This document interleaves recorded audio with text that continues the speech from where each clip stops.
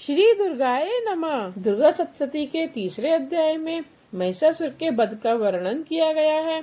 श्री मार्कंडेय जी बोले, दैत्यों की सेना को इस प्रकार तहस नहस होते देख महादैत्य सेनापति चिक्षुर क्रोध में भरकर अंबिका देवी से युद्ध करने के लिए आगे बढ़ा। वह असुर रणभूमि में देवी के ऊपर इस प्रकार बाणों की वर्षा करने लगा जैसे बादल मेरुगिरी के शिखर पर पानी की धारा बरसा रहा हो। तब देवी ने अपने बाणों से उसके बाण समूह को अनायास ही काटकर उसके घोड़ों और सारथी को भी मार डाला। साथ ही उसके धनुष तथा अत्यंत ऊंची ध्वजा को भी तत्काल काट गिराया। धनुष काट जाने पर उसके अंगों को अपने बाणों से बींध डाला। धनुष, रथ, घोड़े और सारथी के नष्ट हो जाने पर वह असुर ढाल और तलवार लेकर देवी की ओर दौड़ा। उसने तीखी धार वाली तलवार से सिर के मस्तक पर चोट करके देवी की भी बाईं भुजा में बड़े बेग से प्रहार किया। राजन, देवी की भुजा पर पहुंचते ही वह तलवार टूट गई। फिर तो क्रोध से लाल आंखें करके उस राक्षस ने शूल हाथों में लिया और उसे उस महादैत्य ने भगवती भद्रकाली के ऊपर चलाया। वह शूल आकाश से गिरते हुए सूर्य मंडल की भांति अपने तेज से प्रज्वलित हो उठा। उस शूल को अपनी ओर आते देख देवी ने भी शूल से प्रहार किया। उससे राक्षस के शूल के सैकड़ों टुकड़े हो गए। साथ ही महादैत्य चिक्षुर की भी धज्जियां उड़ गईं।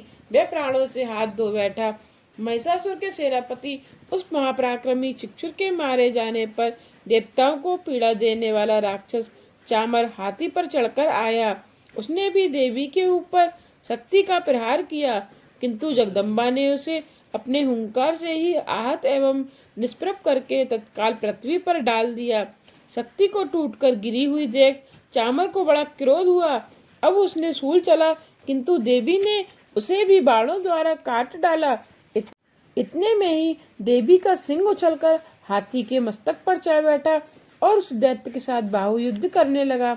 वे दोनों लड़ते लड़ते हाथी से उतरकर पृथ्वी पर आ गए और अत्यंत क्रोध से भरकर एक दूसरे पर बड़े भयंकर प्रहार करते हुए लड़ने लगे। तदंतर सिंह बड़े बेग से आकाश की ओर उछला और उधर से गिरते समय उसने पंजों की मार से चामर का सिर धड़ से अलग कर दिया। इसी प्रकार राक्षस उदग्र भी शिला और वृक्ष आदि की मार खाकर रणभूमि में देवी के हाथों से मारा गया तथा दैत्य कराल भी दांतों, मुक्कों और थप्पड़ों की चोट से धराशायी हो गया। क्रोध से भरी हुई देवी ने गदा की चोट से उद्दत दैत्य का कचूमर निकाल डाला। इसी तरह बिंदपाल से वास्कल को तथा बाणों से ताम्र और अंधक को मौत के घाट उतार दिया।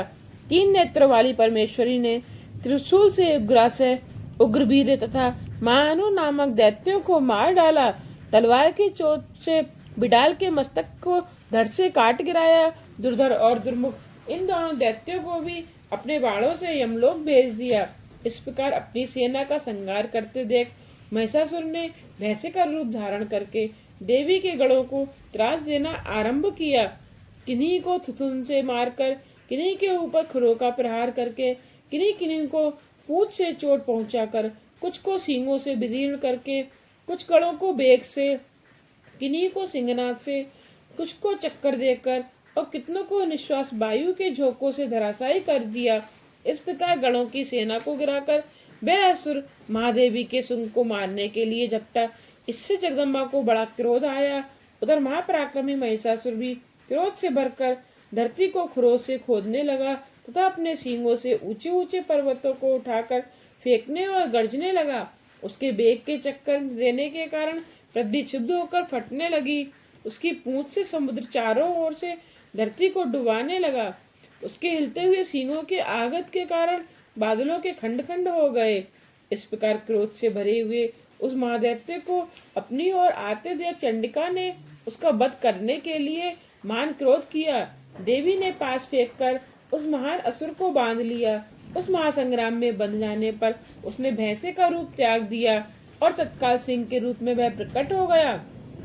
उस अवस्था में जगदम्बा जो ही उसका मस्तक काटने को तत्पर हुई, तो ही वह खड़गधारी पुरुष के रूप में दिखाई देने लगा। तब देवी ने तुरंत ही बाणों की वर्षा करके ढाल और तलवार के साथ उस पुरुष को भी मर्माहत कर दिया। इतने में ही वह महान गजराज के रूप में परिणत हो गया। तब वह अपनी सूंड देवी के विशाल सिंह को खींचने और गर्जने लगा। खींचते समय देवी ने तलवार से उसकी सूंड काट डाली। अब उस महादैत्य ने पुनः भैंसे का शरीर धारण कर लिया और पहले की भांति चराचर प्राणियों सहित तीनों लोगों को व्याकुल करने लगा। तब क्रोध से भरी हुई चंडिका बारंबार उत्तम मधु का पान करने लगी और लाल आंख करके हंसने लगी। उधर से वह बल और पराक्रम के मद से उन्मत्त हुआ राक्षस गर्जने लगा और अपने सींगों से चंडी के ऊपर पर्वतों को फेंकने लगा। उसी समय देवी अपने बाणों के समूह से उसके फेंके हुए पर्वतों को चूर करती हुई बोली। बोलते समय उनका मुख मधु के मद से लाल हो रहा था और बाणी लड़खड़ा रही थी। देवी ने कहा, अरे मूढ़, मैं जब तक मधु पीती हूँ तब तक तू क्षणभर के लिए खूब गरज ले। मेरे हाथ से यही तेरी मृत्यु हो जाने पर अब शीघ्र ही देवता भी गर्जना करेंगे। श्री मार्कंडेय जी बोले। ऐसा कहकर देवी उछली और उस महादैत्य के ऊपर चढ़ गई। फिर उसने अपने पैर से उसे दबाकर उन्होंने सूल से उसके कंठ में आघात किया। उनके पैर से दबा होने पर भी महिषासुर अपने मुख से दूसरे रूप से बाहर आने लगा। अभी आधे शरीर से ही वह बाहर निकलने पाया था कि देवी ने अपने प्रभाव से उसे रोक दिया। आधा निकला होने पर भी वह महादैत्य देवी से युद्ध करने लगा। तब देवी ने बहुत बड़ी तलवार से उसका मस्तक काट गिराया। फिर तो हाहाकार करती हुई दैत्यों की सारी सेना भाग गई तथा संपूर्ण देवता प्रसन्न हो गए। देवताओं ने दिव्य महर्षियों के साथ दुर्गा देवी का स्तवन किया। गंधर्वराज गाने लगे और अप्सराएं नृत्य करने लगी। श्री दुर्गाय नमः। दुर्गा देवी के चौथे अध्याय में देवताओं द्वारा देवी की स्तुति का वर्णन करेंगे। श्री मार्कंडेय जी बोले, अत्यंत पराक्रमी दुरात्मा महिषासुर तथा उसकी दैत्य सेना के देवी के हाथों से मारे जाने पर इंद्र आदि देवता प्रणाम के लिए गर्दन तथा कंधे झुकाकर उन भगवती दुर्गा का उत्तम वचनों द्वारा स्तवन करने लगे। उस समय उनके सुंदर अंगों में अत्यंत हर्ष के कारण रोमांच हो आया था। देवता बोले, संपूर्ण देवताओं की शक्ति का समुदाय ही जिनका स्वरूप है तथा जिन देवी ने अपनी शक्ति से संपूर्ण जगत को व्याप्त कर रखा है, समस्त देवताओं और महर्षियों की पूजनिया उन जगदम्बा को हम भक्ति पूर्वक नमस्कार करते हैं। वे हम लोगों का कल्याण करें। जिनके अनुपम प्रभाव और बल का वर्णन करने में भगवान शेषनाग, ब्रह्मा जी तथा महादेव जी भी समर्थ नहीं है। वे भगवती चंडिका जगत का पालन एवं अशुभ भय का नाश करने का विचार करें। जो पुण्यात्माओं के घरों में स्वयं ही लक्ष्मी रूप से, पापियों के यहाँ दरिद्रता रूप से, शुद्ध अंतकरण वाले पुरुषों के हृदय में बुद्धि रूप से, सत्पुरुषों में श्रद्धा रूप से तथा कुलीन मनुष्यों में लज्जा रूप से निवास करती हैं, उन भगवती दुर्गा को हम नमस्कार करते हैं। देवी, आप संपूर्ण विश्व का पालन कीजिए। देवी, आपके इस अचिंत्य रूप का, असुरों का नाश करने वाली भारी पराक्रम का तथा समस्त देवताओं और दैत्यों के समक्ष युद्ध में प्रकट किए हुए आपके अद्भुत चरित्रों का हम किस प्रकार वर्णन करें। आप संपूर्ण जगत की उत्पत्ति का कारण हैं। आप में सत्वगुण, रजोगुण और तमोगुण है, ये तीनों ही गुण विद्यमान हैं, तो भी दोषों के साथ आपका संपर्क नहीं जान पड़ता। भगवान विष्णु और महादेव जी आदि देवता भी आपका पार नहीं पाते। आप ही समस्त अखिल का आश्रय हैं। यह समस्त जगत आपका अंशभूत है, क्योंकि आप सबकी आदिभूत अव्यक्त परा प्रकृति हैं। देवी, संपूर्ण यज्ञों में जिनके उच्चारण से सब देवता तृप्ति लाभ करते हैं, वह स्वहा आप ही हैं। इसके अतिरिक्त आप पितरों को भी तृप्ति का कारण हैं, अतः सब लोग आपको सदा भी कहते हैं। देवी, जो मोक्ष की प्राप्ति का साधन है, अचिंत्य है, समस्त दोषों से रहित जितेंद्रिय, तत्वों को ही सार वस्तु मानने वाले तथा मोक्ष की अभिलाषा रखने वाले मुनिजन जिनका अभ्यास करते हैं, वह भगवती आप ही हैं। आप शब्दरूपा हैं। अत्यंत निर्मल ऋग्वेद, यजुर्वेद तथा उद्गीत के मनोहर पदों के पाठ से युक्त सामवेद का भी आधार आप ही हैं। आप देवी, त्रयी और भगवती हैं। इस विश्व की उत्पत्ति एवं पालन के लिए आप ही वार्ता के रूप में प्रकट हुई हैं। आप संपूर्ण जगत की पीड़ा का नाश करने वाली हैं। देवी, जिससे समस्त शास्त्रों के सार का ज्ञान होता है, वह मेधा आप शक्ति आप ही हैं। दुर्गम भवसागर से पार उतारने वाली नौका रूप दुर्गा देवी भी आप ही है। आपकी कहीं भी आसक्ति नहीं है। कैटभ के शत्रु भगवान विष्णु के बक्षस्थल में एकमात्र निवास करने वाली भगवती लक्ष्मी तथा भगवान चंद्रशेखर द्वारा सम्मानित गौरी देवी भी आप ही हैं। आपका मुख मंद मुस्कान से सुशोभित निर्मल पूर्ण चंद्रमा के बिंब के अनुकरण करने वाला और उत्तम स्वर्ण की मनोहर क्रांति में कमनीय है। तो भी उसे देखकर महिषासुर को क्रोध हुआ और सहसा उसने उस पर प्रहार किया। यह बड़े आश्चर्य की बात है देवी। वही मुख जब क्रोध से युक्त होने पर उदय काल के चंद्रमा की भांति लाल और तनी हुई भौं के कारण विकराल हो उठा, तब उसे देखकर जो महिषासुर के प्राण तुरंत नहीं निकल गए, यह उससे भी बढ़कर आश्चर्य की बात है। क्योंकि क्रोध में भरे हुए यमराज को देखकर भला कौन जीवित रह सकता है। देवी आप प्रसन्न हो। परमात्मा स्वरूपा आपके प्रसन्न होने पर जगत का अभ्युदय होता है और क्रोध में बढ़ जाने पर आप तत्काल ही कितने कुलों का सर्वनाश कर डालती हैं। यह बात अभी अनुभव में आई है, क्योंकि महिषासुर की यह विशाल सेना क्षण भर में आपके कोप से नष्ट हो गई है।